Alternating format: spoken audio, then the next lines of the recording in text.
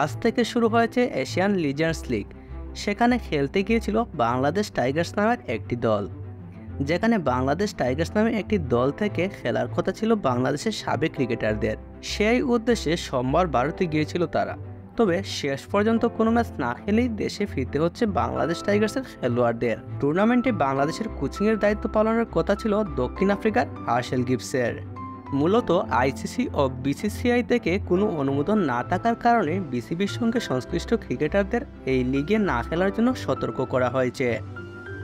যদি এরপরেও কেউ অংশ নেয় তাহলে তাদের বিরুদ্ধে ব্যবস্থা নেওয়ারও হুঁশিয়ারি দেওয়া হয়েছে। বিসিবির এমন কড়া অবস্থানের কারণেই দেশে ফিরতে বাধ্য হয়েছেন সাবেক ক্রিকেটাররা। আসরে নিজেদের প্রথম ম্যাচ 11 মার্চ আফগানিস্তান পাঠানসের বিপক্ষে খেলার কথা ছিল বাংলাদেশ টাইগার্সের। এছাড়াও রয়েছে Indian Royals, Afghanistan Pathans, Sri Lankan Lions, সাথে যোগ দেবে এশিয়ান স্টার্স। এই দলে আছেন এশিয়ার বিভিন্ন দেশের ক্রিকেটার। বাংলাদেশের সাকিব আল হাসানের খেলার কথা এশিয়ান স্টার্সের হয়ে। আগামী 18 মার্চ হবে এই টুর্নামেন্টটির ফাইনাল। ক্রিকেট বিশ্লেষকরা এই ঘটনাকে লজ্জাজনক এবং অপমানজনক বলে আখ্যায়িত করেছেন। বন্ধুরা, খেলাধুলা বিষয়ক সব ধরনের আপডেট পেতে আমাদের চ্যানেলে চোখ রাখুন। ধন্যবাদ।